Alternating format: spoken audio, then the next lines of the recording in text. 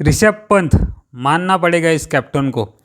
इतना बड़ा टारगेट होने के बावजूद भी अपने बॉलर जब पिटाई खा रहे थे, जब इजीली इस टारगेट को सामने वाली टीम चेस करने जा रही थी, तब अपने बॉलर को किस तरह से रोटेशन किया और किस तरह अपने बॉलर को हिम्मत दी और किस तरह उनको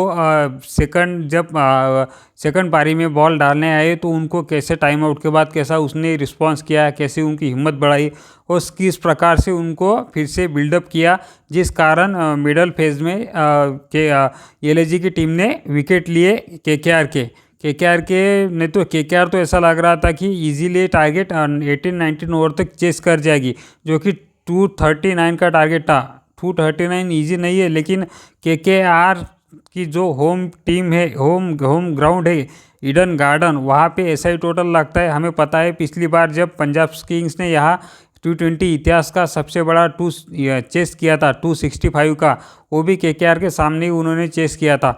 यहाँ पे इजीली चेस हो जाते 239, लेकिन जो काम किया है ऋषभ पंत ने, जो काम उसने निकाला है अपने बॉलरों के हाथ से, वो बहुत ही लाजवाब था। अपने बॉलर जो कि इतने नाउन बॉलर नहीं है, चाहे वो शार्दुल ठाकुर हो, चाहे वो आवेश खान हो, चाहे वो आकाशदीप हो, कोई भी ऐसा नहीं कि जो T20 क्रिकेट में अच्छे खासे नाउन बॉलर हो, फिर भी उनसे काम चला के टोटल को बचाया। चाहे वो 4 रन से ही टीम जीती हो, लेकिन उस बंदे ने इस काम को अच्छे से किया और इतने प्रेशर मैच को कैसा हैंडल किया, अपने बॉलर को कैसा रोटेशन किया, इस बात की उस बंदे को बधाई बिल्कुल बनती है, जिस कारण ही एलएसजी को ये मैच में एलएसजी वापस आ सकी।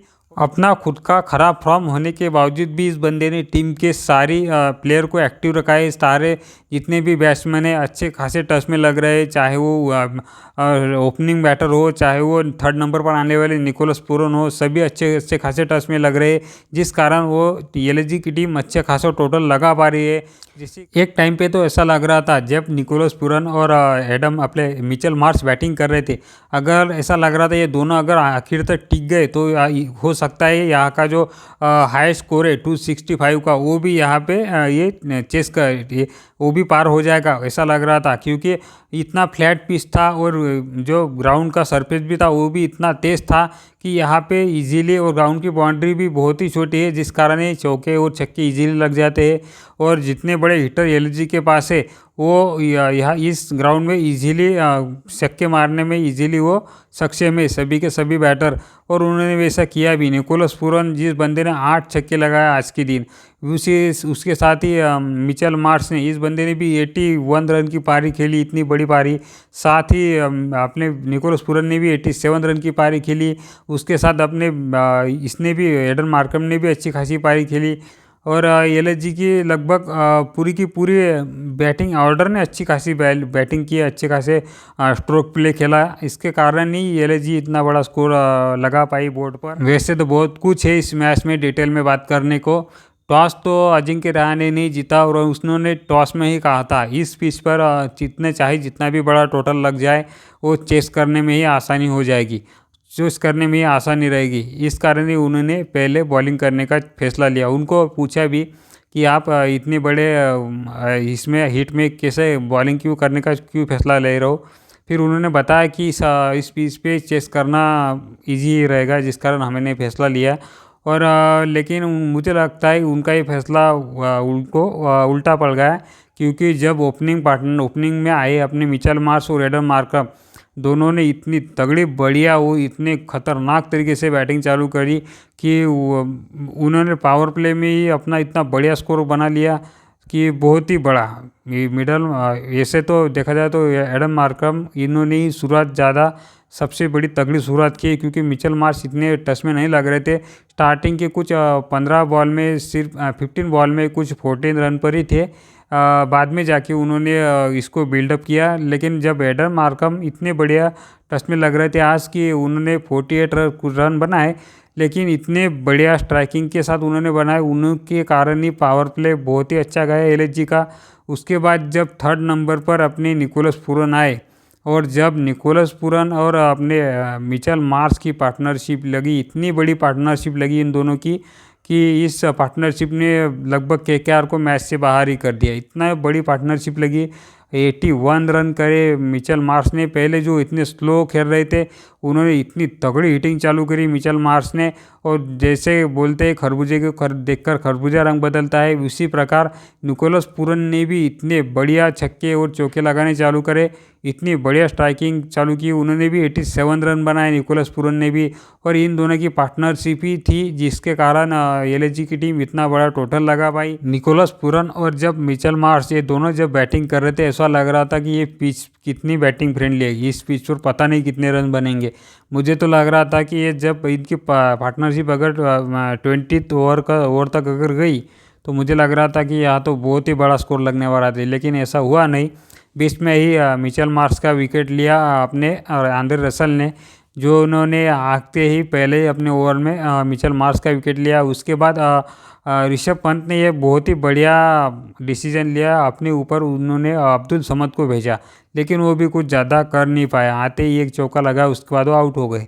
लेकिन नीचे से मिलर आए, मिलर ने भी थोड़े से एक चौका कुछ लगाया, लेकिन वो भी कुछ ज़्यादा कुछ कर नहीं पाए। लेकिन इतना बढ़िया हिटिंग कर दी 18 रन में 19 ओवर में अपने निकोलस पूरन ने इतनी बढ़िया इतनी क्लीन स्ट्राइकिंग की उस बंदे ने।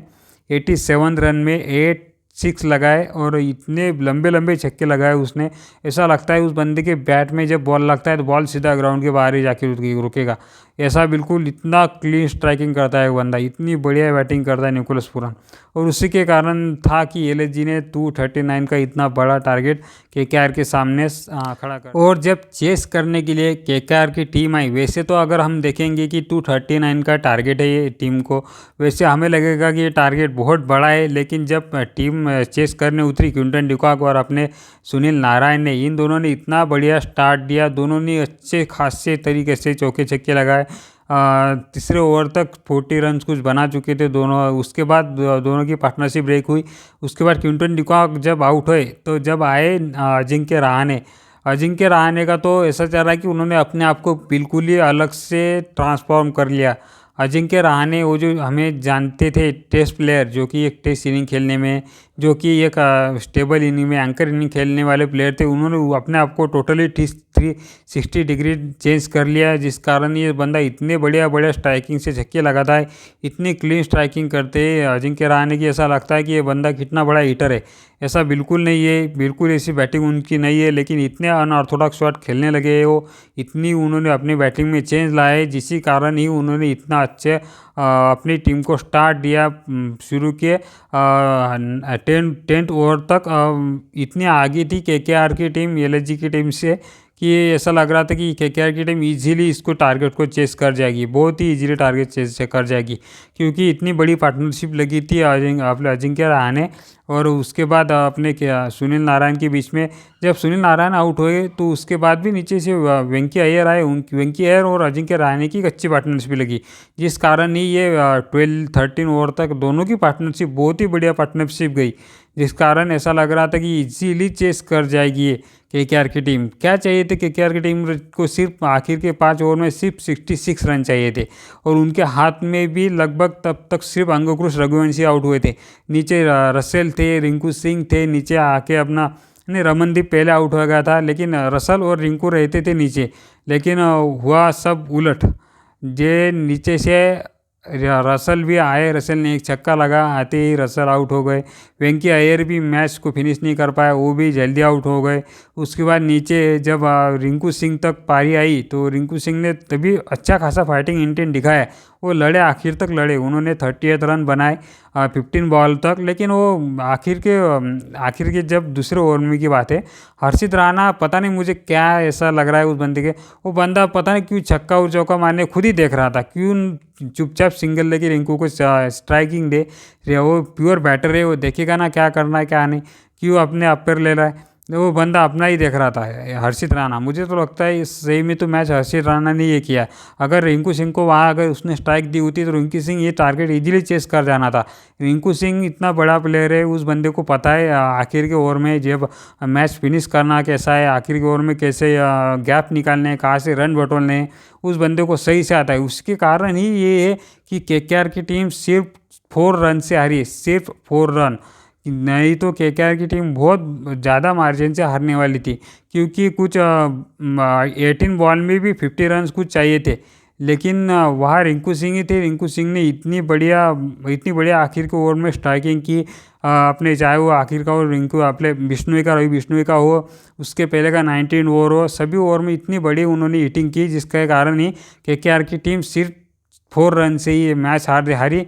लेकिन उन्होंने एक लड़ाई दिखाई, यही बड़ी बात है। मुझे लगता है कि उनका ये कॉन्फिडेंस आने वाले मैच में भी अपने को देखने को मिलेगा। और इसके साथ ही देखते हैं आगे क्या होता है।